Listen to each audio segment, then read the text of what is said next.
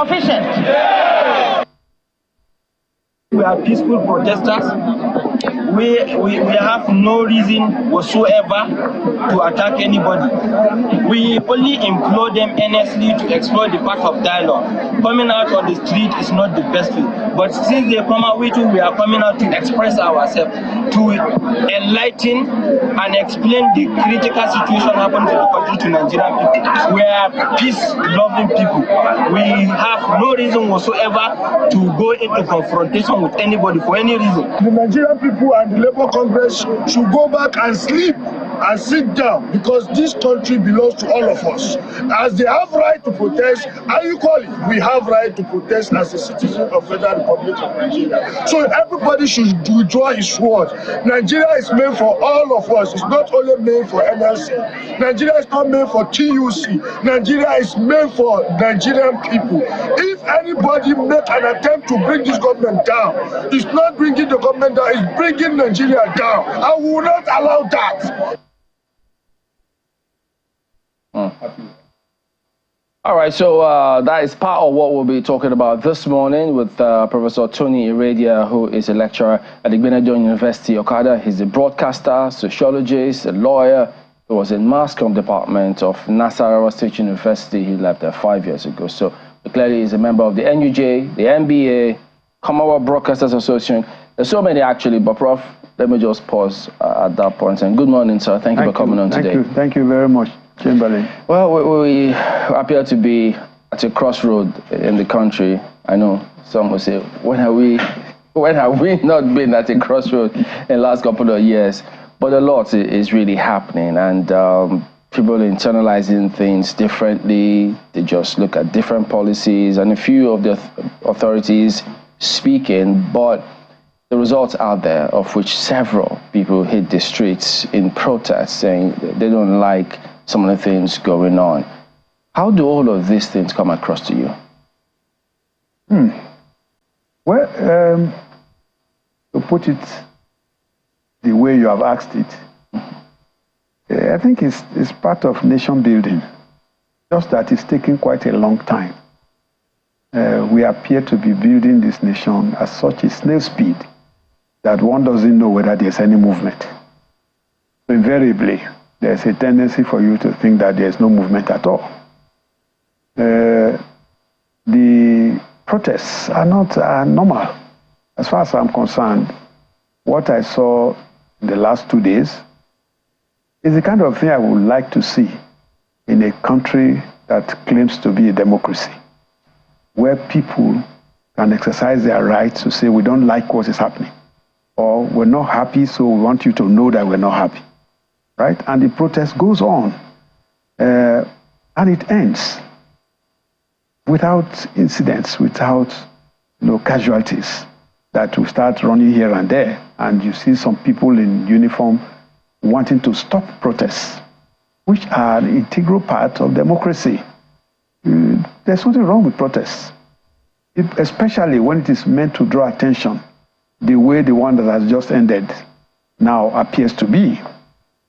Someone was discussing and quarreling with the NLC for suspending the protests. I don't think they are wrong.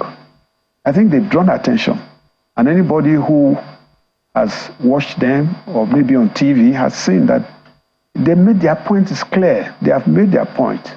And having made the point, there is no need to create some collateral damage by continuously destroying things here and there or creating uneasy movement in towns and cities. So when there's demonstration like that, it's okay. And to a large extent, I think for the first time, I also like the way the government has taken it. It hasn't taken the same form we saw in the previous administration, where the Minister of Labor was always looking like a boxer, fighting with the protesters, especially the ASU,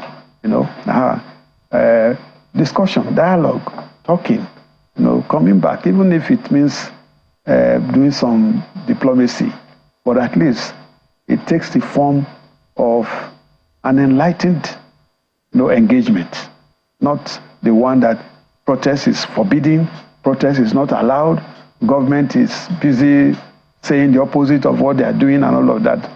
So I think that it's okay if this height is going to continue, and if this height is going to improve, and if this height is going to make everybody do his own part of the job. And speaking about everybody doing their own part of the job, will it be out of place, or how should we take this protest, interpreting it with regards to the communication of government, both at the federal and state level, of whatever it is that they're doing? Can we say that this protest speaks to either the lack of communication or the results that people see in spite of the communication? Well, Chamberlain, you know communication is a very wide concept. Quite often people think that it's only what you say that is communication. But researchers have shown that body language is louder than what you say. So when you talk about communication and you ask me, do I think they have done well? They are very far away from doing well, but they are better than others. The previous administration, communication was in the form of deceit. We're always hearing things that are not correct, right?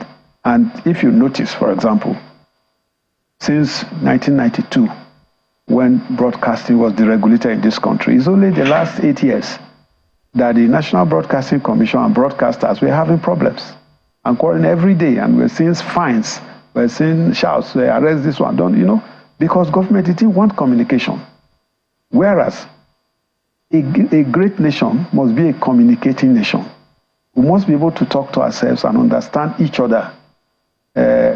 In times past, some people thought communication was essentially the dissemination of information.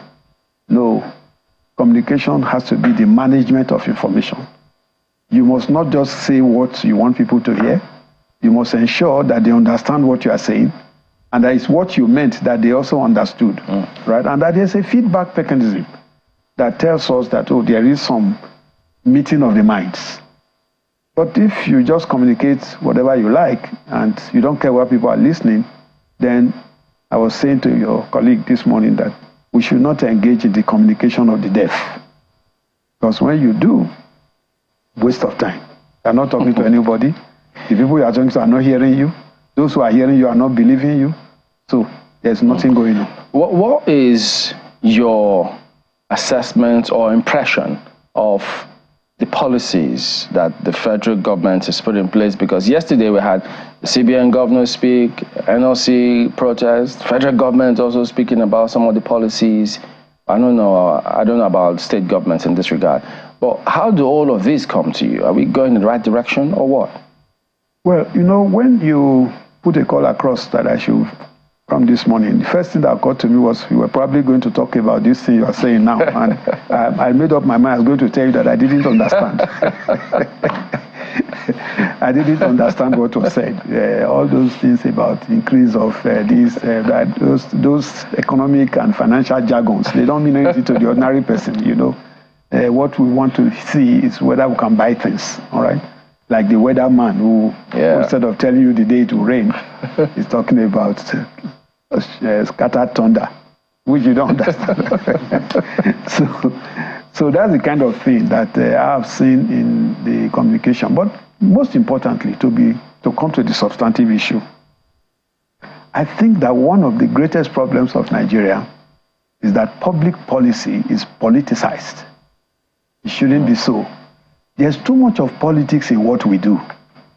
And until we reduce politicization, we can't make much progress. Give us an instance of what you're talking about. Oh, okay. There are so many things that the politicians have taken control over. They are not allowing technocrats, experts to operate. There's so much that is political.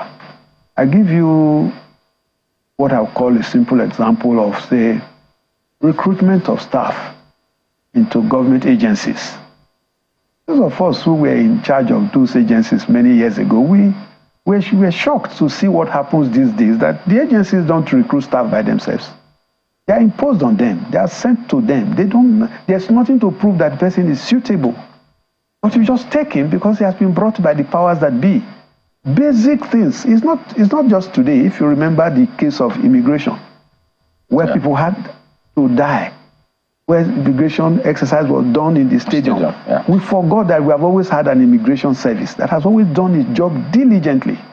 But because the ministers and political appointees wanted to take control of recruitment, it ended in a fiasco. That's part of that is politicization. There are methods of recruitment that agencies, parastatals have known over the years as part of their work ethics. All of a sudden, it's only the politician who has a point, who has his way, who says what will happen, irrespective of what people are doing. Some time ago, I was compelled to write an article on a motion in Parliament, where our National Assembly people were trying to set up law schools. I just can't understand. They were citing them in their villages. No light there, no road to the place. The law schools we have on ground are not equipped. How did you arrive? There is a legal education council. What does it do if a legislator is the one determining where a law school should be established and set? So there's something about policy and wanting to execute it. These days, there's no difference between policy and management. In our days, the ministerial group was in charge of policy. The day-to-day running of NTA was in my hands. Today, I don't think that's what's happening. I don't even think that a friend told me that since 2015, the Radio Nigeria has not recruited one staff. I mean, you can't continue like that. You need this staff to operate. Some people are resigning. A few people have died. You need to replace them, but they must be properly replaced, right? The federal character principle is not wrong. It should be applied, but it should be only those who are qualified. Take the best from everywhere, and you have a better system. But this one, it is take the relation of this man.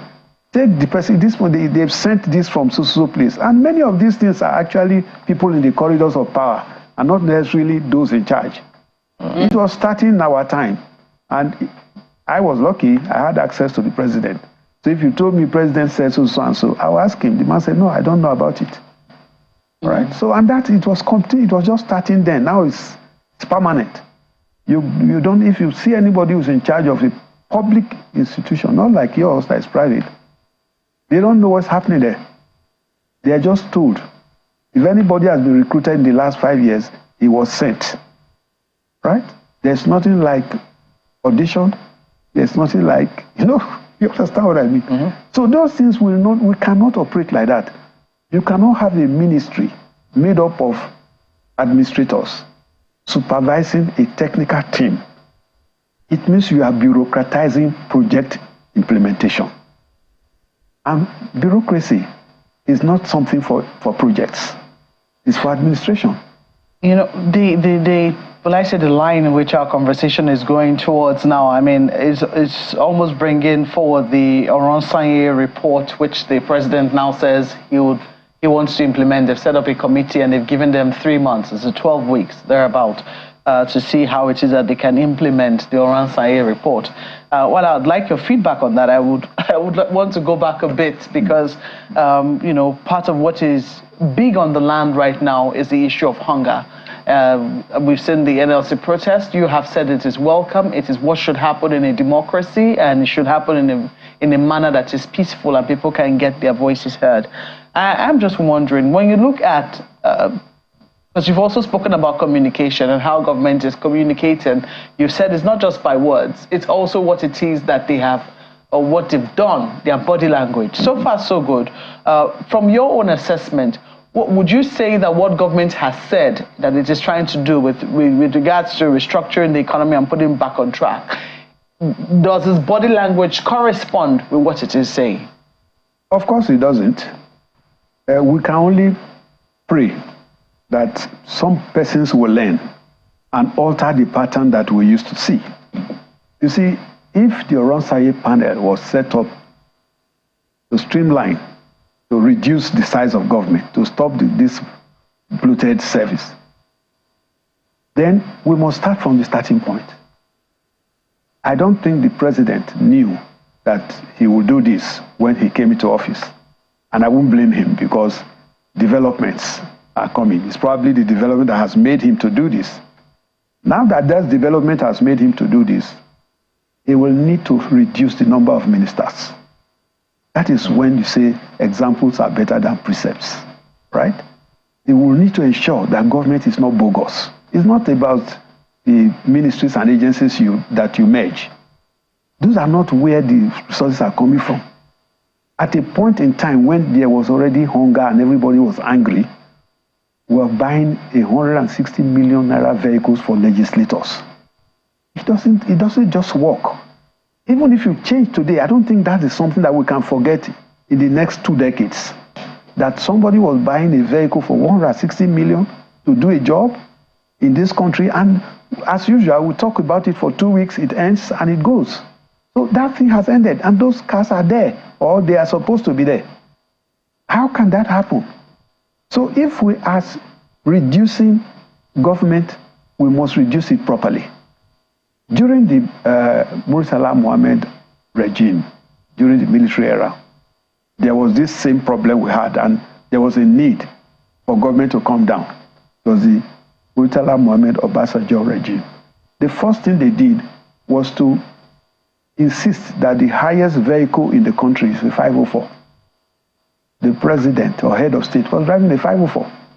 So when you start from that way, the people below will know that you mean business. We'll all be on the same page. You can't sit down in the latest Jeep and be telling the rest of us to tie belt. Right? That is the difference between what you are saying and what we are watching, which is the question you are asking. So we must try as much as possible to let whatever we are doing simmer through the process. Let everybody know that this is what is happening.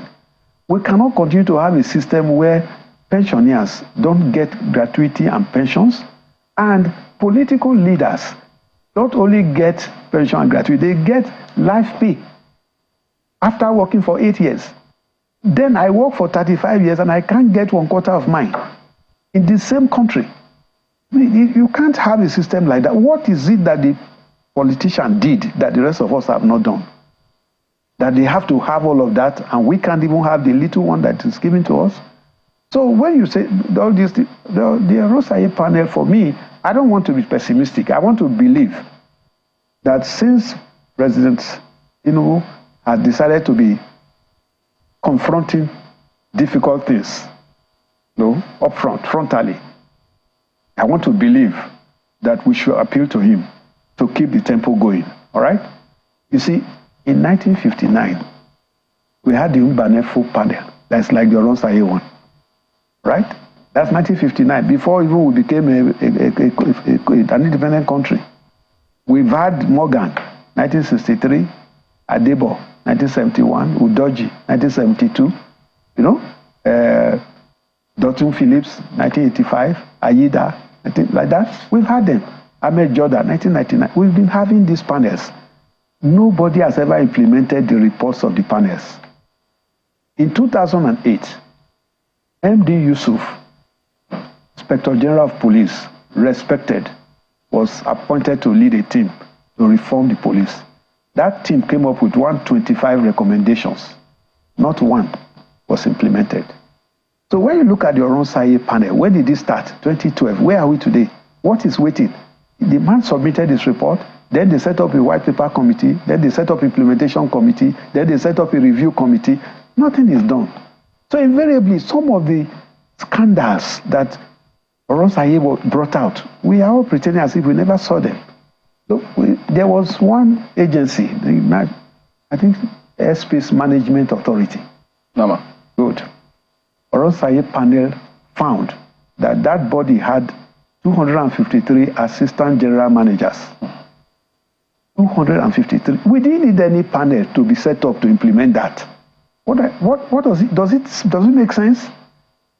When they set up boards in our own sector, Video, Film and Censors Board, they had 54 members on the board. It just tells you that from the very beginning there was no intention to do anything that is serious. Because if there was an intention, we won't go to that extent. So now we are discussing. I just hope it's not going to be just a discussion, that there will really be an implementation. And that implementation will take into consideration not necessarily the wordings of the Oronsaye report, But global realities and what's happening today, we must look at it against that backdrop. You can merge different bodies, especially when they have things in common. But if you merge 3 bodies and you send them the money you used to send to one, it means you intended to kill them. Do you think it's political for them to say that nobody's going to lose his or her job? Well, it may not be. We can have people there, but as we have had, a lot of people in Nigeria who are in government services don't have schedule. In my days, I used to get requests of, please, can you transfer this person from here to Abuja? And I said, is there a table for him there? Nobody is considering that. Oh, the request is coming from X. So you have to transfer the person to Abuja. You have not looked, is there a vacancy there? Do we need somebody there? Is that a place that is even congested? If we can always have people that are roaming about. But my point is this. What is the purpose of the merger? Is this so that the objective for which the organizations were set up will be achieved? Right? If it is so, there's no problem. But if we are just merging for the sake of merging, then we are just wasting our energies. I believe that if we have organizations that are merged, one obvious advantage is that we will reduce the number of board members here and there. The overhead that will carry, the excess baggage that organizations carry, because these so-called board members just come there to ask for what they can get. They don't add anything to any organization. So government must start from starting point. Don't appoint anybody to an organization if he cannot add value to that organization, right? The person that you are sending to an organization must be able to add value before you ask whether he belongs to your party and therefore you want to help him. Government is not for helping parties. Government for all of us. It's not for one party. Yeah. Let me speak about state governments in this regard. Do you think they're pulling their weight enough in all of this that is going on in the country? Some maybe, a very few maybe. But I don't think generally, if you were to take government as a state government as an average body, the way a state governor operates is as follows. One, he seizes the money for local government. That already tells you that nothing is going to happen there. Why would you seize the money for local government if there's going to be a division of labor? If the Constitution has established a local government, why can't we allow it to function? Right? Then government or governors will tell you they don't have power. They don't have instruments of coercion. They are not in charge of police. But go and have problem with a state government. You will know whether they have instruments of coercion. So when it's convenient, say we don't do, they are the ones, it's not state government that are funding police. They are the ones they're donating vehicles, they are the ones donating operational facilities to police, they are the ones holding meetings with police in their states. So when they tell you that they don't have power over police, they just say so to have more powers, not that they don't really have power when they want to use it. And then most of the things that are happening at the federal level have not gone down to the state level. In many states, they are still operating this cash situation. They are still doing Ghana must go backs. They are not following the latest. I won't even say that the federal has done too well in that area because we do policies and we don't implement them. Some time ago, we heard there was going to be cashless. And this cashless came, not many people understood it. It appears to have gone because nobody is talking about it. But if you go to the bank, you will go to the bank and find a very long queue. Those who have cash, those who want to transfer are on the same queue. Yet you are encouraging cashless. One would have expected that you will set up a cashless line that will make people realize that, oh, if you are cashless, you get what you are doing easily. And that encourages people to go there. But if all of us are going through the same process, then there's nothing about cashless. So really, policies must be well implemented. We must know the purpose of a policy, the gains that we anticipated before we begin to jump into it. All right. So I think the Oronsaye thing is good, but we have to be careful. Ayo. You know, that you talk about the governors the way you just did, but I'd like to follow up on that for a bit. And you've spoken about the fact that some things are happening at the federal level that should percolate to the states but have not. So if you don't mind using the analogy of a vehicle or an engine, right? The federal government is part of this engine. The state governments, 36 of them, with the FCT, are part of this engine. But the question a number of people might be asking is there a vision, is there a direction that each of the state governments should pitch into, which would give them a sense of purpose to work for Nigeria, not just for their own individual interests? How do you see that togetherness, Nigerianness, playing out, particularly from the angles of the state governments? Because it is in their communities, in their states, that the protests held and that the hunger is happening. Thank you, Ayo. I think you are talking about what political scientists call collaborative federalism, where the different parts of a federation act together in the interest of society. That is a very good one if it happens, but it hardly happens in our climate. You know, there were two governors in this country during the last administration who decamped from one party to the other, and they said the purpose of decamping was to be able to help the president, right? They wanted to be on the same page with the president. You don't have to be on the same party with the president so as to be on the same page with him in execution. If there's a government project and there's a role the state is to play there, I expect the state to play its role. You don't need to decamp from one party to another and create political tension in the place and say that you are the reason you went to the ruling party is that you want to be seen to be on the side of government. That means you are not doing collaborative federalism, right? When the federal system, all the different tiers of government are supposed to be autonomous. And the Constitution has shared what each one should do. If everybody is doing its own, there won't be problem. If you go to the states, one of the things that you see that is almost common everywhere is this is a federal road because it is not tarred, right? It's causing a lot of havoc. So they put a signboard there, this is a federal road. And the question is, what are these federal roads doing in the middle of a state society? I mean, a state capital, the middle of it has a federal road. For what? That happened during the military when it was a unity government. And people thought that the headquarters can dictate what will happen. But that's no longer so. So many federal roads are not working. States are trying to do those federal roads, and they are quarreling with the federal government for doing that. But the states themselves are not doing their own roads.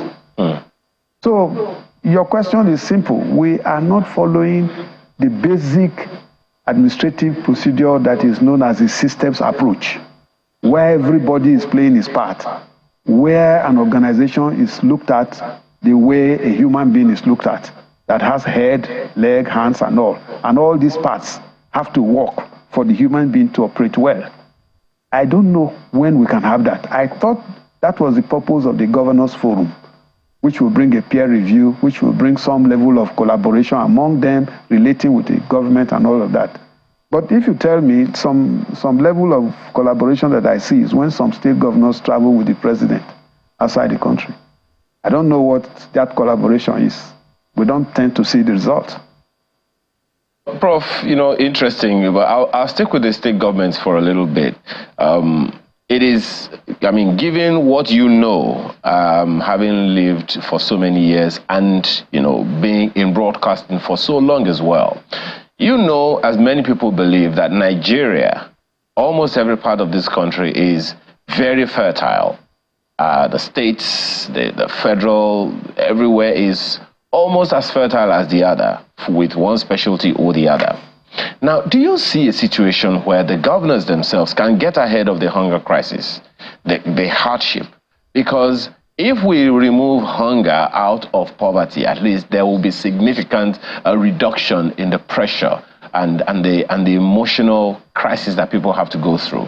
Do you see the governors, do you see a role for the governors in bringing down the cost of food in particular, which is the capital of inflation, the inflation rates in the country? I think what you are saying is quite straightforward. It's not something that we can go into a lot of time analyzing. If a state governor can prioritize private power, whatever they call it, is schedule now that they are doing, that they can give power to some part of their states. They can jolly well prioritize agriculture.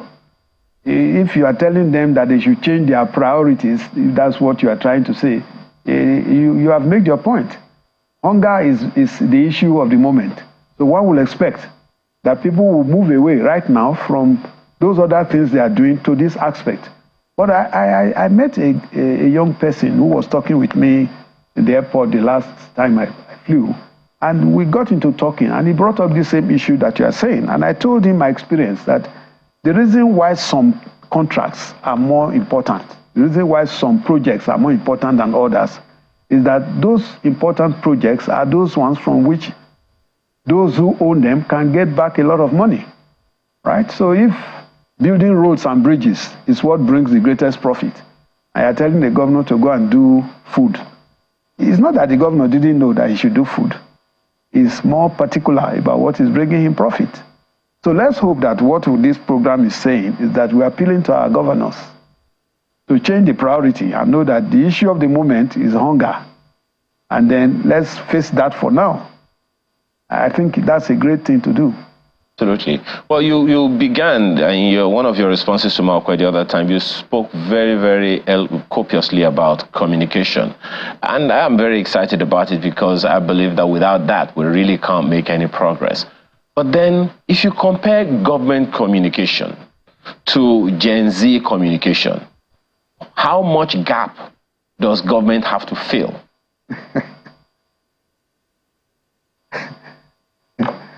Thank you, Ayo. I won't use your term. I will use mine. You know, sometimes when I engage people in government and I talk to them about communication, we usually have a lot of problems. They tell me, oh, see, we are doing all of this, we have done this, we have done that. And I ask them, do you know who you are talking to? In this country, 60% of Nigerians are illiterates. And then when we start to use channels to reach them, we're only reaching 40%.